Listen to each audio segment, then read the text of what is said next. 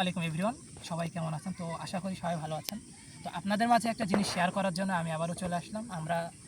আপনারা জানেন যে আমি প্রতিমধ্যে মানে যেখানে সেখানেই কিন্তু এক্সপ্লোর করি। তো এক্সপ্লোর করতে করতে একটা জায়গায় চলে আসছিলাম। তো এই জায়গাটা অনেক সুন্দর একটা জায়গা। তো আমার একটা ভাইয়ের সাথে দেখা হলো। ধরতে গেলে এলাকারই মানুষ আমরা। আমাদের বাসা টার্মিনাল আর তার বাসা পোড়াহাটি, পাশাপাশি এলাকা। তো সে কি সুন্দর যে বাঁশি বাজাচ্ছে, মানে এটা দেখে আসলে অবাক হয়ে গেছে। আমরা সেই দূর থেকে শুনতে পেয়েছিলাম। তো ভাইয়ের সাথে একটু আমরা পরিচিত হই, তাই না? তো ভাইয়ের নামটা কি? ভাই আমার নাম রিহাদ। ও ভাইয়া, কতদিন ধরে এই বাঁশি বাজাচ্ছেন আপনি? 1 বছর। 1 বছর। ও জি। আচ্ছা, আপনার বাসা কি পাশেই? জি, পাশেই বাসা। ও, তো আপনি আমাদের একটা সুন্দর বাঁশির যদি একটা বাজনা শোনাতেন তাহলে ভালো লাগতো। আর দর্শকদের উদ্দেশ্যে আপনি কিছু বলতেন তাহলে কেমন হতো?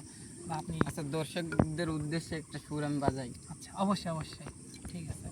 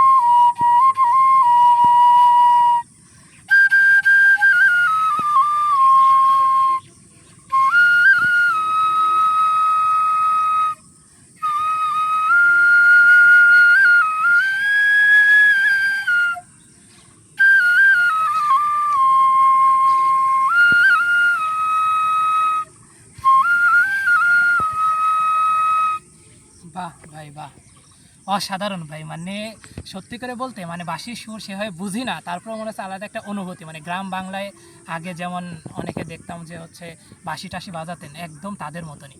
আর সবচাইতে একটা আশ্চর্যজনক বিষয় সেটা হচ্ছে যে এই যে পড়ন্ত বিকালে তারপর নদীর পাড়ে বসে বসে যে বাঁশি বাজানোর যে একটা অনুভূতি, ভাই আসলেই অমায়িক করার একটা অনেক বিষয়। সুন্দর, অনেক সুন্দর। মানে একটা অসাধারণ একটা বিষয়। আমি কখনো ভাবতেও পারি না ভাইয়ের সাথে দেখা হয়ে যাবে।